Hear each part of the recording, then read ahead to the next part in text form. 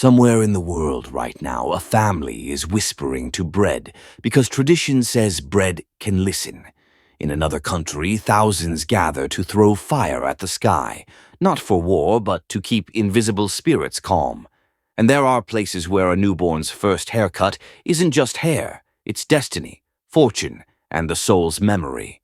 Today, we're stepping into a world where logic breaks, history breathes, and beliefs refuse to die. These are the 50 weirdest cultural norms, myths, and rituals still practiced today. In rural Bali, Indonesia, some families still practice the silent newborn tradition called otonan. For the first few months, a baby is never allowed to touch the ground because they believe the child still belongs to the heavenly realm. Elders carry them everywhere, whispering blessings to keep their spirit uncorrupted. Only during the ceremonial moment when sacred chants rise and incense smoke spirals upward does the baby finally touch earth, symbolizing their official arrival into the human world. In the Ainu culture of Japan, bear worship known as yomante treats a captured bear cub as a divine guest rather than an animal. Families feed it honey, berries, and ceremonial broth, believing the bear carries the spirit of a mountain god. When the time comes, the ritual ends with deep reverence, songs, gifts, and tears, releasing the spirit back to the realm of gods. The belief isn't cruelty, but an ancient bond with nature where death becomes a sacred exchange. Among the Dogon people of Mali, the masked Kanaga dance honors ancestors and cosmic balance.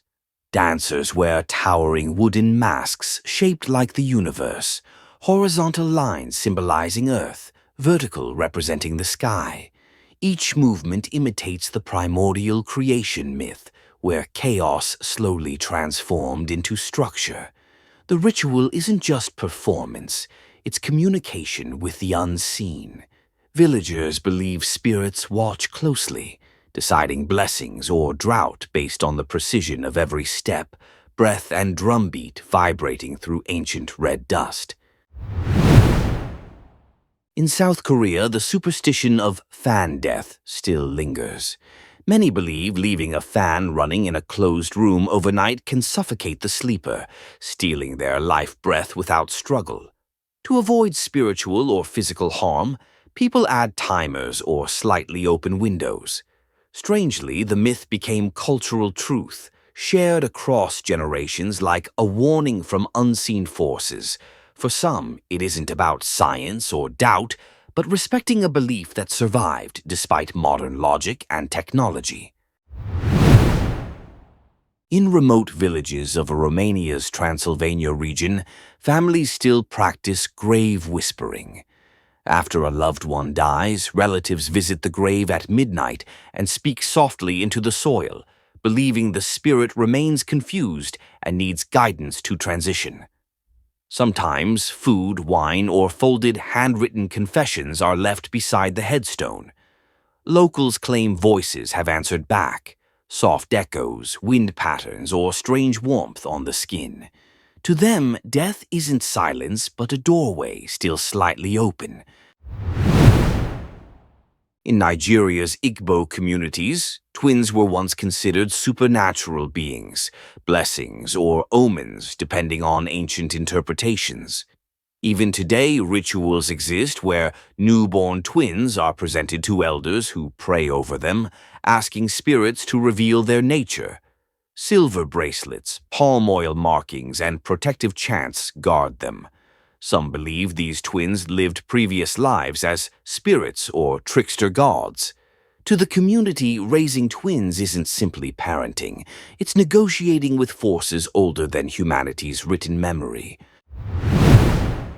In the Himalayan Zanskar Valley of India, the sky burial philosophy isn't burial at all. When someone dies, their body is offered to vultures atop sacred cliffs. Locals believe flesh is temporary, and feeding birds frees the soul instantly. Monks chant while mountains echo back the sound like ancient guardians. For outsiders, it may seem brutal, but to them it's compassion, returning the body to nature, eliminating decay, and reminding the living that life is only a brief vessel. Among the Sami people of northern Scandinavia, the tradition of joiking isn't singing, it's summoning memory. A joik isn't about something, it is that thing. A person, place, wolf, storm, or ancestor becomes present through sound. Elders say the voice opens invisible doors, and spirits gather just beyond human vision. During winter festivals, joiks echo across frozen lakes, blending with wind and silence. To the Sami, identity is not spoken. It's invoked from deep ancestral vibration. In Peru's Andean highlands, villagers honor Pachamama, the Earth Mother, by burying coca leaves, corn beer, and sometimes tiny clay animals in the soil. They believe the earth must eat just as humans do. Festivals include music, dancing, and whispered pleas for harvests, safety, and healthy children. Mountains, called apis, watch as guardians. Locals say when the offerings are accepted, winds soften and birds return. To them, nature isn't scenery. It's a living consciousness capable of mercy and punishment. In Thailand, some households place spirit houses outside their homes, small shrines decorated with miniature furniture, food, and incense. The belief is simple. Give wandering spirits a home so they don't disturb the living. Every morning, residents leave offerings, rice, tea, or flowers, while quietly asking for protection, luck, and peace. Some claim spirits respond. Unexpected money found, accidents avoided, or dreams where ancestors appear smiling. The exchange isn't fear, it's respect for forces existing beyond human understanding. In Ethiopia's Afar Desert, the Asa Kelu ritual still exists, where elders read omens in the behavior of salt caravans and desert winds. If camels refuse to move or sand shifts unnaturally, it's believed the desert spirits are warning of famine, betrayal, or incoming conflict. Salt blocks are stacked like silent offerings, and incense smoke rises into the dry heat. The Afar say the desert isn't empty. It watches, listens, and sometimes speaks through silence harsher than fire. Among the Maasai of Kenya and Tanzania, the Unoto ceremony transforms boys into warriors. Their hair is braided and decorated with ochre, then ceremonially shaved to symbolize rebirth. Warriors leap high in rhythmic dances, not for show, but as proof of endurance and spirit. Elders bless them with milk and ash, marking courage earned through hardship. The ceremony isn't just tradition, it's identity, binding past and future together through ritual, memory, and the belief that bravery shapes destiny. In Hungary, the tradition of busoyaras brings masked figures into village streets every winter. Wearing monstrous wooden masks, furs, and clanging cowbells, participants chase away darkness and unwelcome spirits. Locals believe noise, fire, and chaos cleanse the land before spring. Children both laugh and tremble, never sure whether the monsters are humans or ancient spirits awakened for a single night. The line between celebration and supernatural warning feels thin, like winter itself hesitates before stepping aside. In remote regions of Papua New Guinea, warriors once practiced the crocodile scar tattooing ritual. Boys endured deep cuts carved into patterns resembling crocodile skin, believing the crocodile spirit would grant strength, resilience, and spiritual protection. The pain was never hidden, it was honored. Drums echoed while blood mixed with sacred oils and clay. Even today, a few still choose it, not for tradition alone, but for the belief that scars aren't wounds, they're stories etched into flesh. In Ireland, some still honor ancient fairy lore by protecting fairy trees, solitary hawthorn trees believed to belong to the Awos Sea. The hidden folk, roads, construction plans, even modern highways have been rerouted to avoid disturbing them. Locals offer ribbons, coins, and whispered requests tied to branches. They say those who disrespect the tree invite illness, misfortune, or lifelong bad luck. To many, fairies aren't tiny winged creatures. They're older beings with unpredictable power. In China's Fujian province, villagers celebrate Ghost Festival, believing spirits return for one night seeking food and acknowledgement. Families burn incense, paper money, and even paper replicas of clothes or phones to support relatives in the afterlife. Empty seats are left at tables, and no one dares whistle after dark. It's said spirits may mistake it as a summons. For many, the boundary between the living and the dead disappears, and respect becomes a protective shield. Among the Yoruba people of West Africa, Egungun masquerades honor ancestors believed to walk among the living through masked performers. Costumes stitched from patchwork cloth shimmer like moving altars. When the spirits appear, drummers shift rhythm, and crowds step back in respectful fear. No one touches the Egungun. The mask contains not a performer but a spirit. Villagers say ancestors intervene in illness, justice, and fate, reminding everyone that death does not erase responsibility. In Japan, the Naki Sumo, or Crying Baby Festival, still takes place in shrines, where sumo wrestlers hold infants and attempt to make them cry.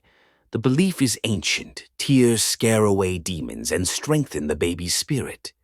Priests chant while wrestlers gently raise the children toward the sky. Parents watch with nervous hope, believing louder cries bring stronger blessings. To outsiders it seems strange, yet for many Japanese families, those tears mark protection and long life. On the island of Madagascar, families perform Famadihana, the turning of the bones.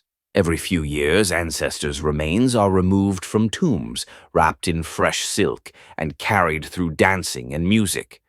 Relatives speak to the dead like honored guests, updating them on marriages, births, and stories. The celebration isn't mournful, it's joyful, because love doesn't end with burial. The dead, they say, continue guiding the living, and forgetting them would be the only true death. In Nepal, the living goddess Kumari is a young girl chosen through ancient astrological and physical criteria. She lives in a sacred residence and is worshipped as the incarnation of the goddess Taleju. People bow before her, asking for protection, luck, or justice. She rarely speaks. Her silence is considered divine. When she reaches puberty, her reign ends, and she returns to an ordinary life, proving that humans and gods may share the same fragile body. In the Amazon rainforest, the Satere Mawa tribe performs the bullet ant glove ritual. Boys insert their hands into woven gloves filled with bullet ants, whose sting is considered one of the most painful on earth.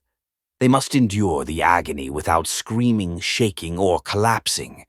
Elders watch in silence, believing pain rewires fear into strength. The ritual may repeat dozens of times before someone is finally recognized as a warrior. To them, suffering isn't punishment, it's transformation. In Greece, especially rural mountain regions, the tradition of breaking plates at weddings continues. Families smash plates during celebrations, believing the sound drives away evil spirits and jealousy. Some say it also represents the destruction of misfortune and the welcoming of new beginnings. The shards are left scattered briefly, symbolizing chaos before harmony. Eventually, laughter replaces superstition, but beneath it remains a belief older than writing. Noise protects, blessings stick, and everything broken can begin again. Among the Navajo Nation in the United States, the Blessing Way ceremony marks life transitions such as pregnancy or adulthood. Instead of asking spirits for miracles, the ritual focuses on harmony, aligning body, mind, land, and ancestors. Songs, corn pollen, and symbolic gestures weave protection into the person's path. Elders say the ritual doesn't change fate, but it makes the journey smoother. The Blessing Way teaches that peace isn't given, it's cultivated between past, present, and unseen future. In South Sudan and Ethiopia, the Dinka cattle culture treats cows as sacred extensions of family. People name them, decorate their horns, sing to them, and even paint their bodies with ash as protection from insects. Milking, grooming, and sleeping beside cattle are not chores. They are ways of honoring life. When disputes arise, cattle may be exchanged as apologies or tribute. To the Dinka, a cow isn't livestock, it's memory, wealth, companionship, and the bridge between ancestors and descendants.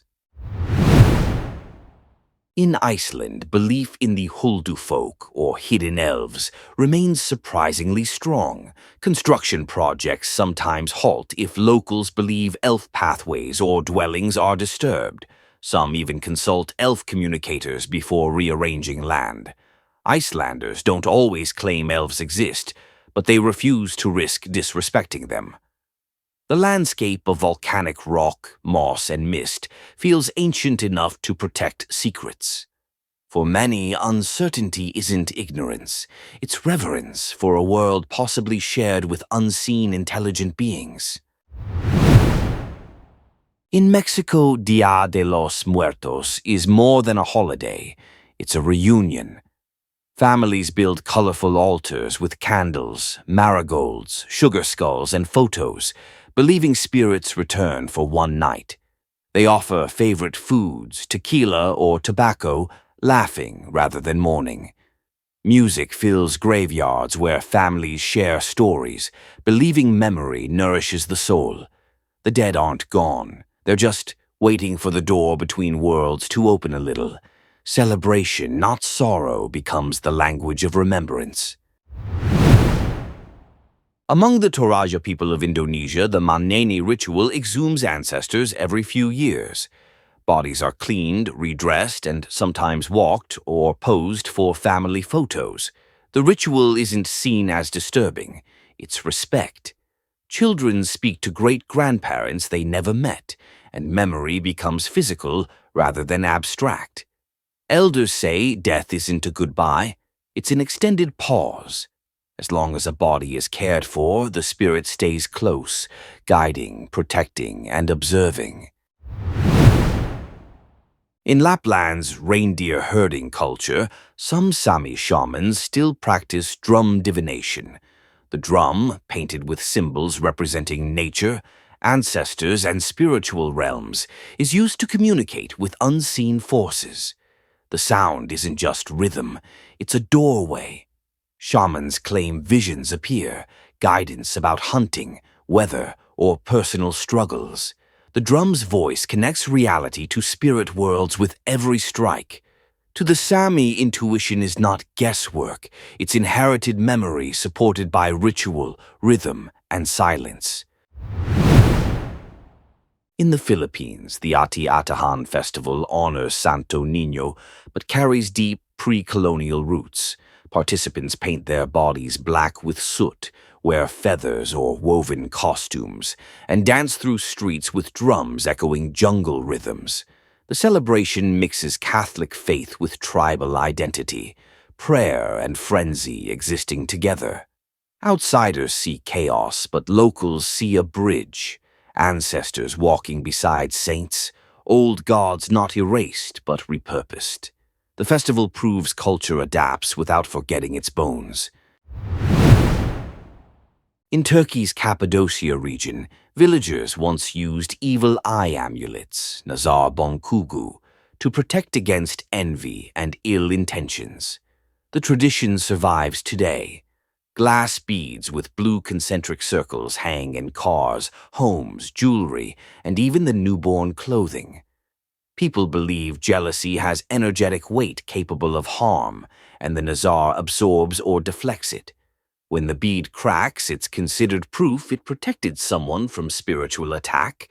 The charm may be simple, but the fear behind it is ancient.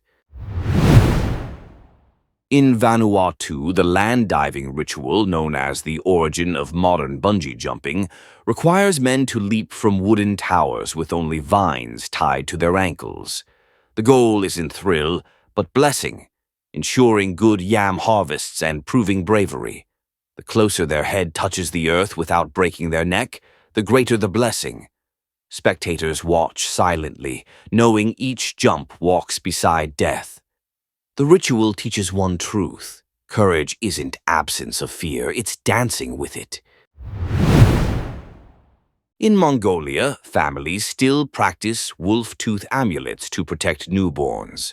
Wolves are respected as fearless guardians of the wild, and wearing a tooth or symbolic carving is believed to transfer endurance, instinct, and spiritual strength.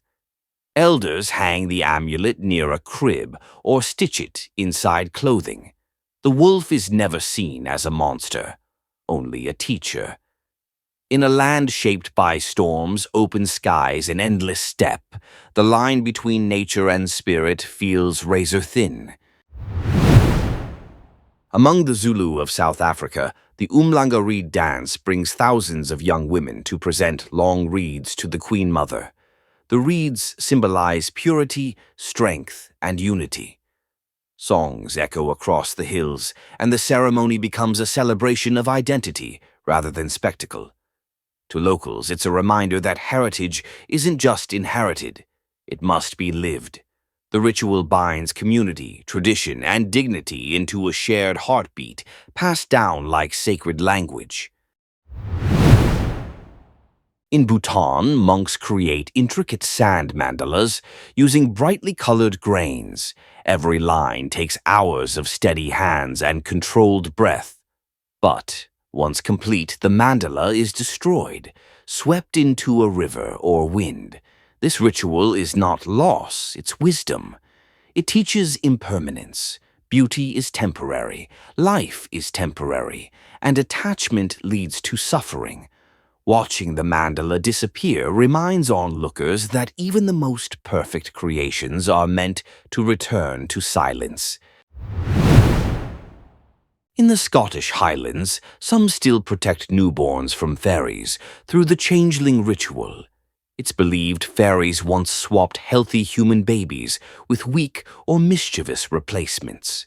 To prevent this, families placed iron objects near the crib, since iron was said to repel fairy magic. A drop of baptismal water or whispered blessing added another shield. Today it survives mostly as folklore, yet many treat it with quiet respect, just in case old stories weren't stories at all. In Sri Lanka, some communities perform devil mask dances to expel illness or bad energy. The performer wears carved demon masks with exaggerated fangs, bulging eyes, and symbolic colors. Drums pound like a heartbeat as the dancer mimics spirits believed to cause chaos. The ritual ends by transforming fear into laughter, mocking the demons so their power dissolves.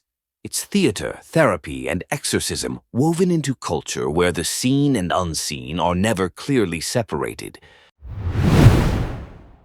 Among the Aymara people of Bolivia, the Day of the Skulls honors human skulls called natitas. People decorate them with hats, flowers, and cigarettes, believing each skull offers protection, luck, and spiritual guidance. Families talk to them, ask advice, or thank them for help. The skulls aren't seen as morbid. They're bridges between worlds. In a culture shaped by mountains and ancient silence, death isn't disappearance, it's another form of presence. In Japan's Shinto tradition, worshippers write prayers on wooden plaques called ima and hang them at shrines. Wishes range from exams and love to healing or forgiveness. The plaques are eventually burned, sending the prayers to Kami, spiritual forces believed to guide existence. Some people return yearly to update their requests, forming a long-term dialogue with the divine. The ritual feels simple yet deeply intimate, a reminder that sometimes humans need places where hope becomes tangible. In Haiti, Vodou ceremonies call upon spirits known as Lua. Drumming intensifies until someone enters a trance, allowing a Lua to ride their body. The spirit speaks through them, offering healing, warnings, or blessings. Outsiders often misunderstand the ritual, but to practitioners, it's sacred communication. Not possession, but partnership. Offerings of rum, food, and candles honor the spirits. The line between human and divine becomes blurred, proving faith can be something actively lived rather than passively believed. In Finland, the tradition of sauna purification is intertwined with spirituality. The sauna was once a place to give birth, heal illness, and communicate with ancestors. Steam is seen as cleansing for both body and soul. Silence is respected. Fire, stone, and breath become ritual elements. Some whisper intentions into the heat, believing sweat releases emotional weight. The sauna isn't relaxation. It's rebirth through heat, solitude, and surrender to stillness. In Japan's Iwaya Valley, families once practiced the Bridge of Vines crossing ritual. Suspended high above raging water, bridges made from woven vines symbolized trust in gods and nature. Crossing wasn't casual. It represented acceptance of uncertainty. Travelers whispered silent prayers with every step, believing hesitation invited misfortune. Today, some still approach the bridge with reverence, understanding that fear and faith often occupy the same breath. The ritual teaches that courage isn't running from danger, it's moving forward while acknowledging it. In Cambodia, the water blessing ritual combines Buddhism and ancient animist belief. Monks sprinkle holy water onto individuals while chanting protective sutras, washing away misfortune and spiritual residue. Strings are tied around the wrist to seal blessings, symbolizing a new chapter. The ritual is believed to strengthen luck, health, and emotional clarity. Many return yearly, not out of superstition, but because the ceremony feels like cleansing memory, body, and destiny. To them, water isn't simply water, it's living prayer. In Norway, some coastal communities still practice the tide listening ritual. Elders sit near the shore at dusk, interpreting the rhythm of waves for guidance on weather, health, or hidden danger. The sea is treated as a conscious elder whose patterns reveal truths unseen by human intuition. Families believe the ocean remembers every shipwreck, every offering, every loss. Listening isn't superstition, it's respect for a force older than humanity, capable of both nourishment and destruction. Among the Hopi tribe in Arizona, the Kachina ceremony invites ancestral spirit beings to return and bless the living. Dancers wearing elaborate carved masks represent rain spirits, protectors, or tricksters. Songs and cornmeal offerings connect the community to the invisible world. Children watch carefully, learning that everything, every stone, wind, bird, and star, has a spirit. The ritual reminds participants that humans aren't rulers of nature, but guests in a universe filled with ancient consciousness. In Spain, especially the village of Castrillo de Murcia, the El Colacho ritual shocks outsiders. Men dressed as devils leap over rows of infants laid carefully on mattresses. The act symbolizes purification, banishing misfortune, and granting protection for life. Drums, incense, and medieval costumes blur the line between theater and sacred rite. Locals say fear and laughter belong together when confronting the unknown. For them, the ritual isn't dangerous. It's a blessing wrapped in chaos. In Tibet, the prayer flag tradition treats wind as a messenger. Colorful flags printed with sacred mantras are hung on mountains, bridges, or rooftops. As the wind passes through them, the prayers are believed to travel outward, blessing all beings touched by the breeze, seen or unseen. The flags slowly fade, symbolizing that compassion must be given freely, without attachment to results. When the flags finally disintegrate, their purpose is complete. They become sky. In Ethiopia's Omo Valley, the Hamar tribe performs the bull-jumping ceremony for boys entering adulthood. The initiate must run across the backs of several bulls without falling. If he succeeds, he gains the right to marry and is considered a man by the tribe. Women related to him voluntarily endure symbolic whipping, showing loyalty and emotional strength. To outsiders, it seems harsh, but to the Hamar, the ritual binds family, identity, sacrifice, and honor into one unforgettable moment. In Russia's remote Siberian regions, some shamans practice the tree soul ritual. They believe each person shares a soul thread with a specific tree. Offerings of bread, milk, and carved wooden totems are placed at its roots. The tree is treated as a guardian spirit, witness to birth, hardship, and death. Cutting it is unthinkable. Some claim that when the person dies, the tree creaks unusually, as though mourning. To them, nature isn't resource, it's kin. In Tonga, the ritual of whakaleiti acknowledgement honors individuals who embody both masculine and feminine spirit, believed to hold balance between worlds. They are often trusted with ceremonial roles, beauty crafts, and cultural preservation. Rather than being marginalized, they are seen as blessed with a role the universe intentionally shaped. Their presence reflects a belief older than modern identity labels, that spirit determines form, not the other way around. Through them, duality becomes harmony. In Bhutan and parts of northeast India, some households paint or carve wooden phalluses near doorways to ward off gossip, jealousy, and spiritual intrusion.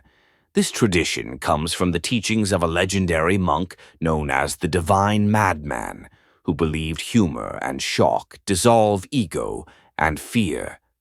Travelers are often surprised, yet locals treat it with deep respect.